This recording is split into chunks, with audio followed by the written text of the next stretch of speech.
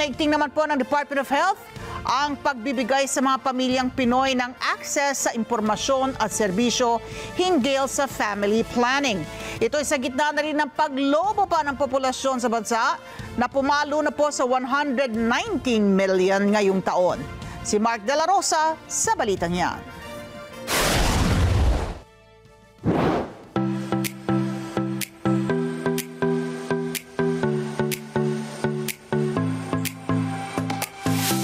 Sa patuloy na paglaki ng populasyon ng Pilipinas na tinatayang nasa mahigit kumulang 119 million na ngayong taon. Patuloy din ang paghihikayat sa bawat pamilyang Pilipino tungkol sa usapin ng Philippine Family Planning Program.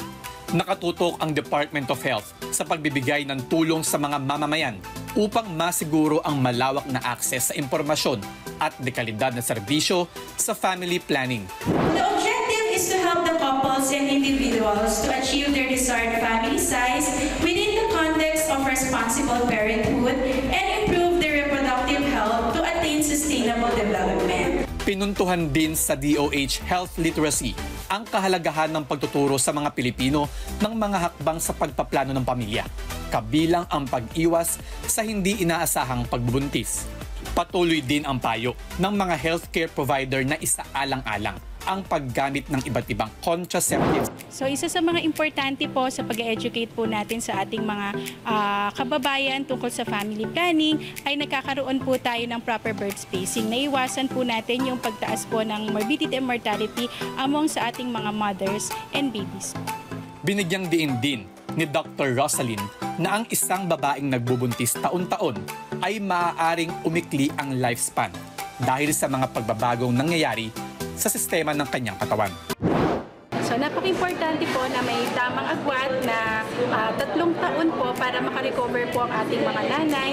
Physically dahil alam naman po natin na stressful po ang panganganak. So para po ma-avoid po natin yung mga kaso ng mga anemia, malnutrition po o yung pagdurugo at saka po yung mga kaso ng hypertension.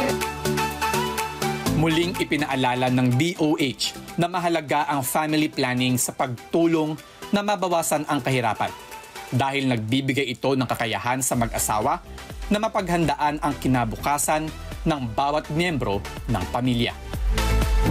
Mark De La Rosa para sa Mata ng Agila.